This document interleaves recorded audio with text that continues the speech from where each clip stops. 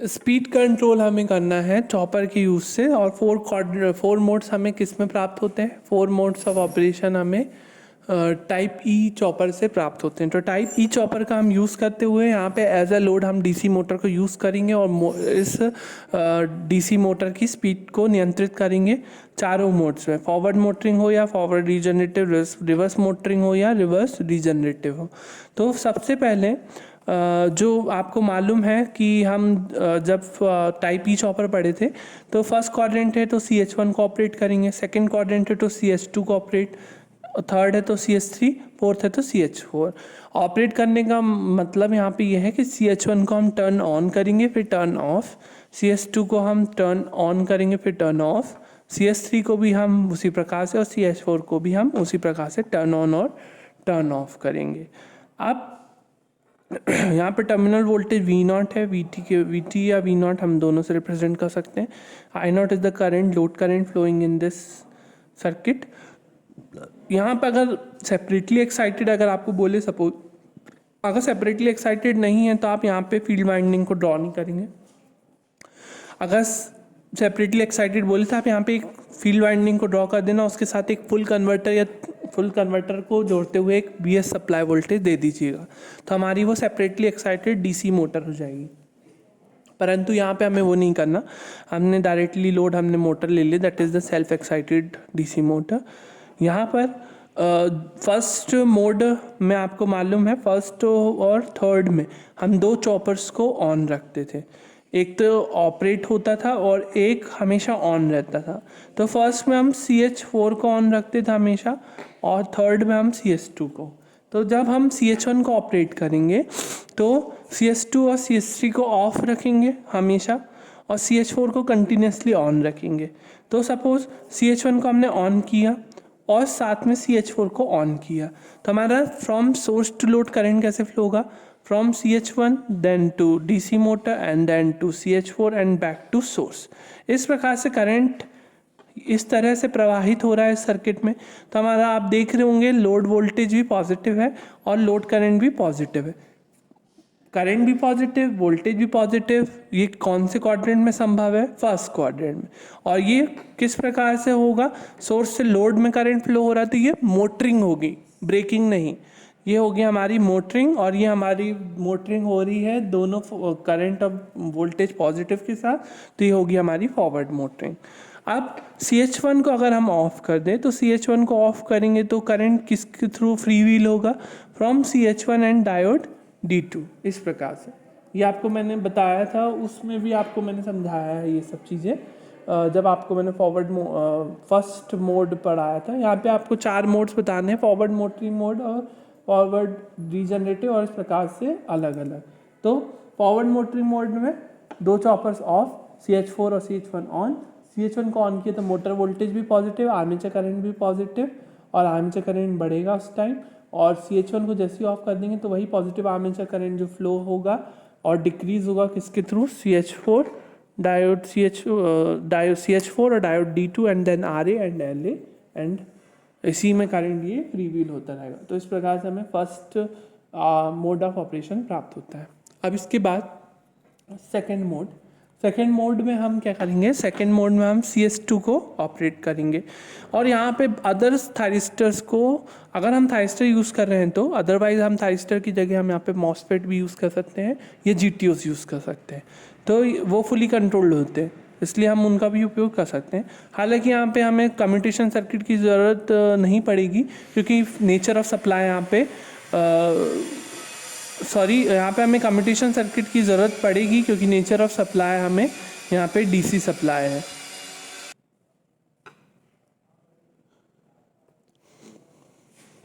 तो CS2 को हम ऑपरेट करेंगे यहाँ पे सिर्फ सेकंड क्वाड्रेंट में। CS2 को जब हम ऑन रखें तो CS2 जब ऑन होगा तो करंट कैसे फ्लो होगा? करंट फ्लो कौन कराएगा? EMF E, है ना? कैसे? From L, RA and CS2 and D4, क्योंकि और अन्य डिवाइसेस ऑफ हैं, तो यहाँ पर प्लस माइनस की वजह से डायोड D4 जो हमारा है फॉरवर्ड बायस रहेगा। तो करंट फ्लो होगा from CS2 D4 and back to this one. अब देखो करंट EMF करंट ड्राइव कर रहा है इस सर्किट में, तो इस प्रकार से लोड करंट को ड्राइव कर रहा है, तो ये हमारा ब्रेकिंग मोड कहलाएगा।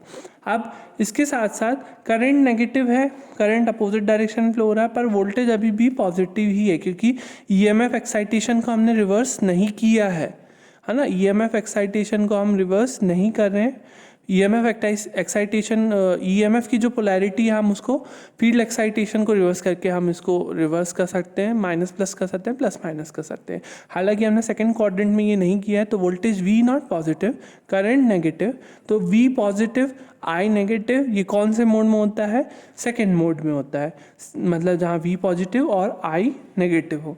तो ये हमारा कौन सा मोड होगा? करंट चूँकि अभी भी लोड से सोर्स फ्लो हो रहा है और EMF पोलैरिटी चेंज नहीं है प्लस माइनस, ये इसलिए कौन सा मोड कहलाएगा? Forward regenerative braking mode. ठीक है, तो इस प्रकार से हमारे दो मोड्स हमें यहाँ पर प्राप्त होते हैं। तो यह मोड तभी संभव है जब मोटर का जनरेटेड EMF जो है सोर्स EMF से ज़्यादा हो, तभी वो लोड करंट ड्राइव, जो करंट है वो ड्राइव कर सकता है सर्किट में। तो वो मोटर वोल्टेज का जो वोल्टेज है वो सोर्स वोल्टेज से अधिक होना चाहिए इस मोड के इस ऑपरेशन के लिए। और इसमें मोटर जनरली एक्ट करती है जनरेटर की तरह, जो कि एनर्जी सोर्स को, जो कि अपनी एनर्जी रिटर्न करती है सोर्स को। ठीक है, तो ये हमारा फॉरवर्ड रीजनरेटिव ब्रेकिंग मोड होगा DC मोटर का। अब इसके बाद थर्ड और फोर्थ मोटर मोड के लिए V की वैल्यू होना चाहिए नेगेटिव, है ना। तो V की वैल्यू को नेगेटिव तब ही किया जा सकता है जब EMF एक्साइटेशन को रिवर्स किया जाए, है ना। तो इसको हम रिवर्स कर देंगे, E पोलैरिटी रिवर्स हो जाएगी। इस E के पोलैरिटी के रिवर्स होने के बाद इस थर्ड मोड में हम किस चॉपर को ऑपरेट करेंगे? CS3 चॉपर को ऑपरेट करेंगे और इसके साथ CS2 को ऑन रखेंगे हमेशा। तो जब हम CS3 को ऑन रखते हैं तो CS3 को ऑन रखने से करंट कैसे फ्लो होगा? From source to CS3 and then to this circuit, इस प्रकार से। तो यहाँ पे देखो V नॉट भी नेगेटिव और I भी जो है वो अपने अज्यूम डायरेक्शन के रिवर्स करंट फ्लो हो रहा है, दिख रहा है। तो I भी नेगेटिव, V भी नेगेटिव, ये कौन सा मोड होता है? Third mode. परंतु करंट यहाँ पे अभी भी सोर्स से लोड की तरफ फ्लो हो रहा है, तो आप इसे ब्रेकिंग मोड नहीं कहेंगे, इसे अभी भी हम क्या कहेंगे? Motoring mode. तो ये हमारा मोड जो होगा वो मोटरिंग मोड ही कहलाएगा। तो ये मोटरिंग मोड हो गया हमारा, लेकिन रिवर्स में है, करंट भी नेगेटिव, वोल्टेज भी नेगेटिव, तो रिवर्स मोटरिंग मोड। तो इस प्रकार से हमारा थर्ड क्वाड्रेंट इस प्रकार से हमें प्राप्त होता है। अब फोर्थ क्वाड्रेंट के लिए सारे चॉपर्स को ऑफ रखा जाता है, सारे चॉपर्स को ऑफ रखा जाता है, परंतु CH4 को ऑपरेट किया जाता है। CH4 को हम ऑपरेट करेंगे, मतलब CH4 को ऑन और ऑफ करेंगे। तो CH4 को जब हम ऑन रखेंगे यहाँ पर, तो पॉजिटिव आर्मेचर करंट फ्लो होगा from CH4 D2 RA LA and DA, दिख रहा है। इसको ऑन करेंगे, EMF एक्साइटेशन को हम ऑलरेडी रिवर्स कर चुके हैं, तो करंट जो है देखो इसी डायरेक्शन में फ्लो हो रहा है। करंट ऐसे ही फ्लो होगा from CH4 D2 RA LA, इस प्रकार से। EMF यहाँ पे भी वोल्टेज EMF ज़्यादा होना चाहिए सोर्स EMF से, तभी ये मोटरिंग मोड कहलाएगा, ब्रेकिंग मोड कहलाएगा। तो माइनस प्लस किया हमने पोलैरिटी को रिवर्स, तो हमारा V नॉट तो नेगेटिव हो गया, परंतु करंट जो है पॉजिटिव है। ठीक है, V negative, current positive, that is fourth quadrant, है ना।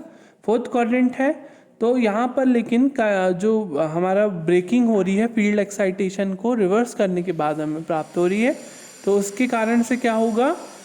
हमारा कौन सा मोड मिलेगा हमें यहाँ पे? Reverse regenerative braking mode. यहाँ पे भी मोटर एक जनरेटर की तरह एक्ट करेगी और अपनी एनर्जी सोर्स को रिटर्न करेगी। तो इस प्रकार से हमें चारों मोड्स ऑफ ऑपरेशन, या हम बोल सकते हैं 4 क्वाड्रेंट ऑपरेशन हमें प्राप्त होते हैं DC मोटर के चॉपर की सहायता से भी। हमने डुअल कन्वर्टर से भी देख लिया, चारों मोड संभव हुए। हमने चॉपर के यूज़ से भी हमने देख लिया, है ना। तो इस प्रकार से हम 4 मोड्स में मोटर की स्पीड को कंट्रोल कर सकते हैं।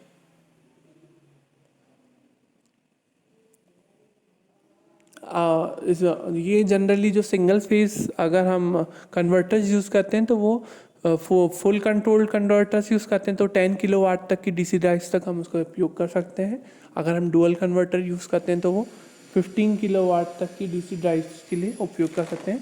साथ ही साथ चॉपर्स को भी हम इसी रेंज तक यूज़ कर पाते हैं।